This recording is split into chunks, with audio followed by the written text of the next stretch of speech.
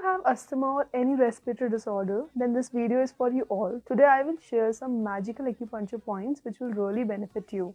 These are as follows. HT7 can help nourish the blood and calm down the internal fire. ST37 to help control the flow of energy around the body as well as positively influence overall metabolism. SP6 to promote relaxation and mental well-being by alleviating feelings of anxiety and insomnia. K27 the point aims to provide instant relief by opening and relaxing the chest.